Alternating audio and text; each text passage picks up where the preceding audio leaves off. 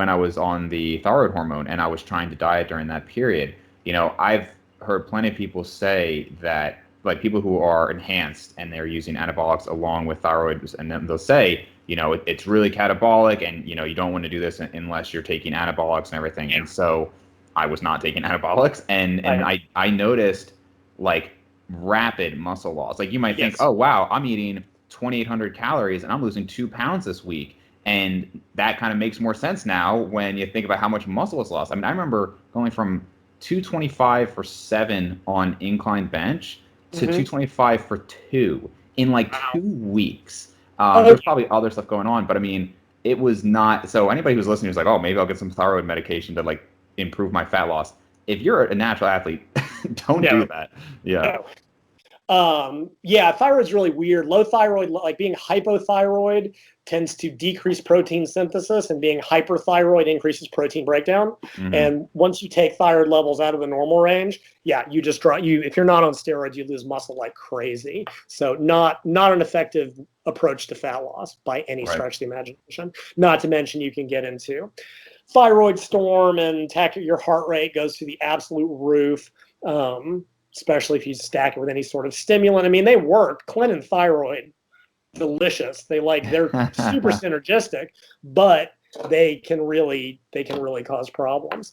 So I recommend anything like I'm sure you've written about the ECA stack. I have a friend who has high. I mean, we're in our late 20s, has high blood pressure, and his dad died of a heart attack. So I really try to tell him to be careful, but every time he diets, immediately he starts with ephedrine caffeine. I don't think it's a great idea. I don't know if your thoughts on it have changed over the years. Not really. I mean, it can raise heart rate and blood pressure, but it tends to be pretty temporary. Like your body, it's very few days. I usually tell people start with a half dose, and objectively, it was studied almost universally in overweight individuals, and nobody seemed to really get into any major problems. Like, don't take more than the effective dose. I always recommend anybody who's never used it before start with a half dose, because some people just do not do well on it, and they do not like stimulants, and they get wired and anxious and jittery, and they really, really, really hate the way it feels. If it causes anxiety, one thing to add to it that works really well is 100 milligrams of theanine, which kind of keeps your brain from getting too wound up. That's a really nice. It's not a depressant, but it keeps your brain from getting too wound.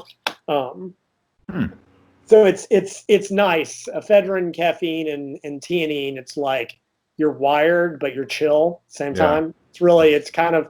So I used to joke, when you take uppers and downers, you achieve middle, and it's a real nice. It's just a nice vibe. You're like, I'm awake, but I don't feel like murdering anybody. It's nice.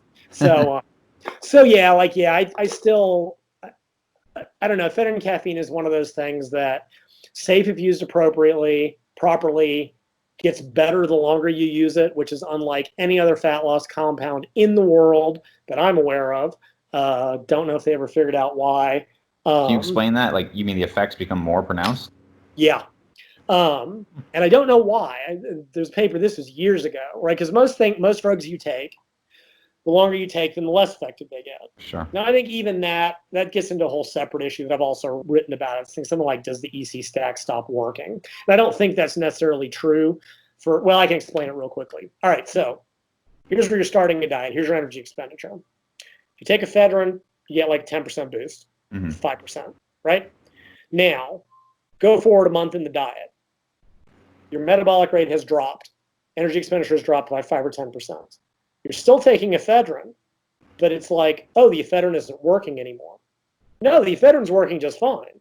You're not feeling it anymore because now it's a replacement rather than increasing it. Because if you take the ephedrine out, you'd be screwed. I think that's really what's happening in that case. But in any case, so they put people like chronic, if it was like 3 or 6 months or something like that. And however they tested it to stimulate and they found that the body actually had a greater increase in metabolic rate after 6 months of consistent use than initially. So it actually got more effective the longer people took it. And the side effects get less. So it's great. It keeps people warm when it's cold. It's been shown to help people quit smoking and avoid some of the smoking-related weight gain. I think it's been tested for maintenance, but it just got a really bad reputation because people Yeah. dumb stuff with it, as Right. they always do. Uh, I mean, it was great, man. In the '90s, you could get that stuff. You go on mini thins anywhere.